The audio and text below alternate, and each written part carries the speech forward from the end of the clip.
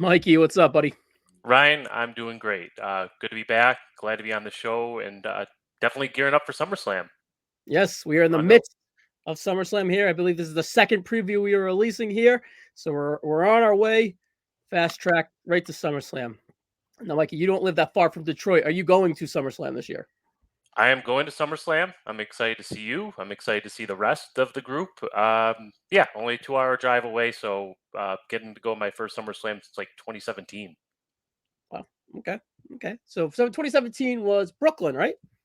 Yeah, it was like Brock and Joe and Roman and Strowman. It was Strowman. a good main event, but the That's rest the of the show kind main- of sucked.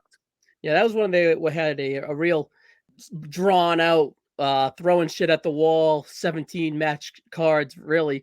And when I say 17 matches, I pretty much mean 17 matches. They would just have like 3 or 4 pre-shows and they would just lay out shit and it would be there forever.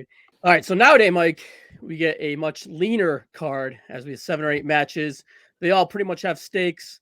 They blow some stuff off on Raw, they blow some stuff off on SmackDown instead of getting more of a 5-hour show, including pre-show. So nowadays, we seem like we're having 7 or 8 matches. But anyways, that brings us to the World Heavyweight Championship here with Finn Balor going for Seth Rollins. Second time here, first at Money in the Bank, and the second time here at SummerSlam, a rematch from the 2016 inaugural Universal Championship match. So, Mike, all that being said, on a scale 1 through 10, how excited are you for this match? I'm gonna go. I'm gonna go 8.5. Ooh, that's pretty. Um, That would say greatly excited. yeah, this is one of the matches I'm most excited for. Rollins is, for the last, I mean, pushing it close to a year, not quite a year, but has been one of the most over guys in the company. Balor, I would have to say this is his best run since like the initial NXT run. That's 8, 9 years ago. I mean, it's great. Both guys are awesome workers. I was a little disappointed by the match last time. I know that they were like pretty much cut short on time, like they had to Yeah, rush that rough match. spot.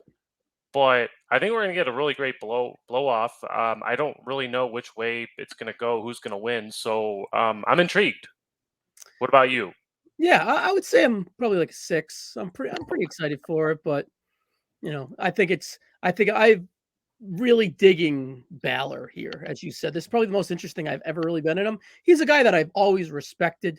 I've always wanted to like it, but I've never really cared about, if that makes any sense to you. He has a lot of intangibles, but investment wise, I don't really get it with him. But I'm starting to now. I think the direction of him, even leading into Money in the Bank, has been fantastic. This edge, this chip on the shoulder he has now for 7 years of pain or whatever angle he's going down, I'm really digging to it. It's something he can really sink his teeth into.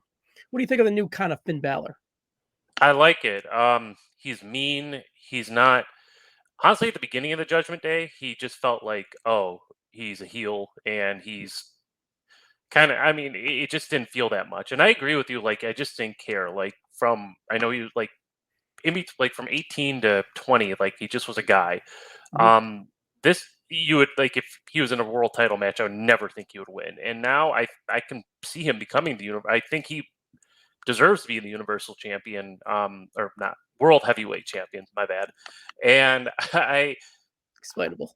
yeah, I mean the Judgment Day is freaking red hot. Mm. They're the most overact on Raw right now. Like they're doing big numbers. I think a lot Raw's doing big numbers. I think a lot of that has to be attributed to Judgment Day, and they're fun. I mean, he's fun to watch. I want to see him on TV.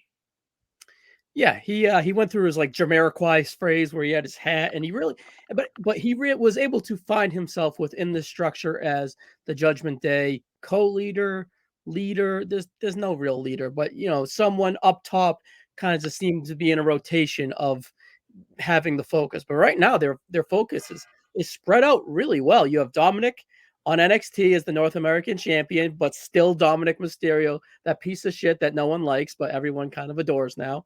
You have Rhea Ripley, the best, hottest woman in the women's division.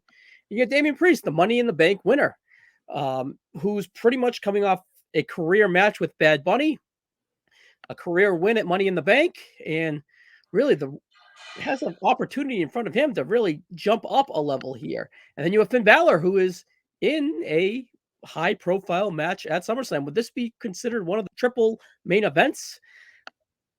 Either way, like you said, the Judgment Day is hot, and Finn Balor is hot, the hottest he's been, and he kind of feels like the lesser of all of the Judgment Day, and that's not a slight at all. It's just a proof of how positive and powerful as a whole they are as a group. Yeah, I mean, Rhea, I think it's kind of like the star. I mean, like I think like Finn's great, but Rhea's like at this point, like you got to be talking like top 5, 10 all time female wrestlers in the company you're getting to. So like, Yeah, he's just starting uh, too. yeah, I mean, yeah, not right now, but like she's on that track. Well, Um, thanks for it. yeah, that's why I think I would have Balor win. Again, you're building the Judgment Day to be super dominant. Um, I know that there's going to be a power struggle sort of with Priest and Balor, but I think Finn deserves it, and I think it could go well with the storylines. Okay, so you would say Finn would win. Now, would you have Priest continuously hold the briefcase? Or would you have him go for like the US, the IC? He ain't going for Roman. Maybe he goes No, for Dominic and the Judgment Day have been flirting around NXT. Maybe Priest calls his shot against Carmelo and takes that belt. They're in a I, contract year, so it's not I bad would like TV at that. all. Put your hardest group on there, and then you have literally everyone with a title in the Judgment Day Yeah, across two brands. I wouldn't mind Priest. Honestly, I didn't think about that. That's a good point. I don't think I would go IC. I mean, if Gunther or even Drew, if whoever wins that match, I don't think I would have him cash that. Um, NXT would be kind of cool, Yeah, depending on what they do with Carmelo Hayes too, if he's there for the long term anyway. So it'd be yeah. cool. That's a safe way to kind of get the belt off Carmelo too. You lose in a shocking cash in. You got the Great American Bash upcoming this weekend. You have Dominic and Rhea constantly lurking around NXT as Dominic is the North American champion. So let's rise all tide and maybe have Priest cashed in for the NXT. I wouldn't mind that. I think that'd be kind of cool. And I think that's let's just say that is like rewarding enough. You established the IC nonsense last year, and then you kind of have like a little red herring of maybe Priest comes out. Excuse me. You have like a little red herring of how there was dissension between Priest and Finn. Maybe that dissension overplays into the SummerSlam, and it's like kind of like a swerve type of thing. Whatever. So either way, let's talk about Seth Rollins here as we kind of devoted most of our time to the Judgment Day. Seth Rollins, where are you at with him? Now, let me just kind of give you my quick vibe on Seth Rollins before I throw to you Okay. on him. Now, how I said Finn is a guy I always kind of wanted to care about, but never really cared about until now. Seth, is that Seth Rollins? Do people care about Seth Rollins? When the bell rings, people care. During his entrance, people care. But do people like clamor for him?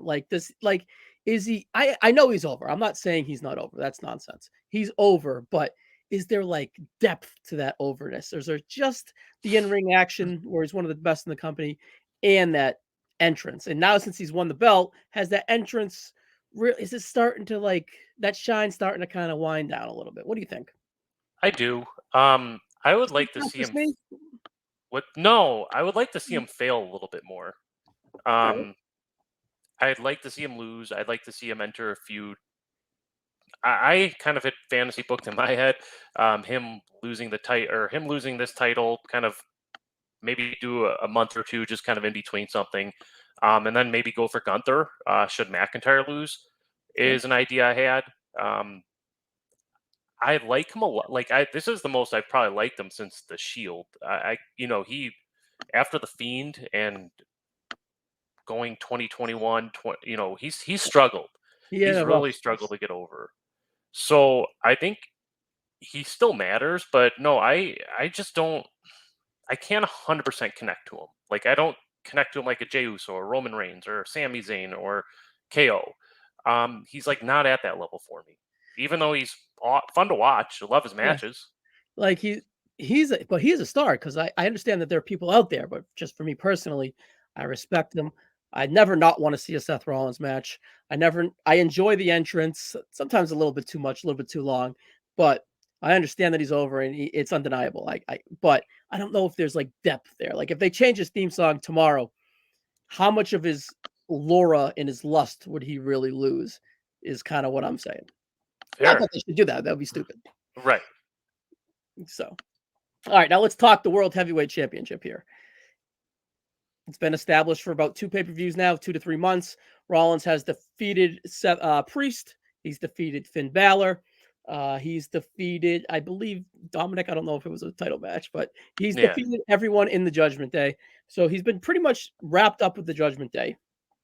Is that enough of a first run if he was to lose it to be considered a decent or a successful inaugural run? Yeah, I thought about this a decent amount, and I do think it's okay for him to lose. Okay. It's not a long reign. It's not 7 months or not a record-breaking title reign that they really like right now. But you're riding hot with Finn, and I think that there can be a program, and I think that they can do a lot of good with both guys, with Finn winning and Rollins losing. That I would go with it. I guess just want to clarify that if Rollins does win, I think that there's enough guys that he could wrestle, and also Oh yeah. the Judgment Day can still have that power struggle. That's not going anywhere. I'm not saying like doom and gloom, like oh Finn wins, or Finn loses, I'm gonna be so mad. But if I had to pick, I would go with Finn winning. All right. I would be actually shocked if Finn won. I think Okay. that taking out the back injuries that he mentions on Logan Paul's podcast or whatever, you want to weigh that. That would kind of play into the Finn theory. I'd be shocked if Finn won. If I'm picking personally, yeah, I'd like to see the Finn route go down the route we talked about. Give the Judgment Day full oomph, full juice. See what they can go with that. I don't like you. I agree with you. I don't think the title is really necessarily hurt here if they were to drop it so fast or whatever. I think we're all right still. I think we're good there with that. All right. One last thing before we get out of here, Mike. Let's talk this Money in the Bank. We talked a little bit about it earlier. I gave you my scenario with NXT. I think that'd be super fun. But if he is cashing it in at SummerSlam, Damian Priest, that is, you can have Seth Rollins pin Finn. You can have Seth Rollins pin Priest. You can have Priest pin Finn. You can have Finn pin Priest. What is the best scenario? Is Damian Priest a world heavyweight champion right now? Like, is he ready for that? Is he accepting of that? Historically, he's your second champion here after this reboot, lineage wise. Does that click?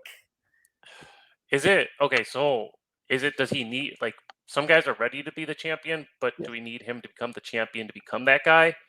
Kind of reverse it. I mean, the Bad Bunny match, was the headline. It wasn't the main event, but that was Put the butts really in the seats. it put the butts in the seats. It was what And the it lived match up to the showed hype. about. It And did. it was all on his ass. Bad Right. Bunny, of course, was great, but it was on Priest's ass. Yeah, Priest worked his ass off. I think so. I can't believe it, because like when he was in NXT, like doing the Arch of Infamy thing in like 2019, I was like, all right, this guy's gonna get called up, and he might win a couple matches, but he's jobbing out and he's done in a year or two. But He'll be a tag I guy. don't. The dude can talk. The dude's he's like got a great sounding voice too. Like Charisma too. he does. Yeah. Just seems like a cool dude. Yeah. Can turn him babyface again. All right. So yes, I do think so. And if they do have Priest cash in, I think to really keep the Judgment Day going, I'd have him cash in on Rollins if they were to go that route. All right. After the match, during the match, what do you think? I'd go after the match. On another date? It's a lot of scenarios here. Yeah. Yeah, I think I could. I mean, it'd be fun if they did it at SummerSlam. That'd be pretty freaking sweet to watch. Yeah, for sure. Cool. All right, Mike. Well, that's it. Final prediction. Sticking with Finn Balor after our conversation? You did a good argument. You brought up a good argument, but I just want to see him win. So I'm going to go Balor still. All right. I'll put my money where my mouth is. I think Seth retains. And I don't think his back injury is quite ready to kick him out of contention yet. But hey, you never know. That could be a factor too. But all right, Mike, I will finally see you in Detroit. Yeah, buddy. Can't wait to officially meet you. So, and thank you for having me on as always. All right, Mike, we'll catch you on the next one, buddy.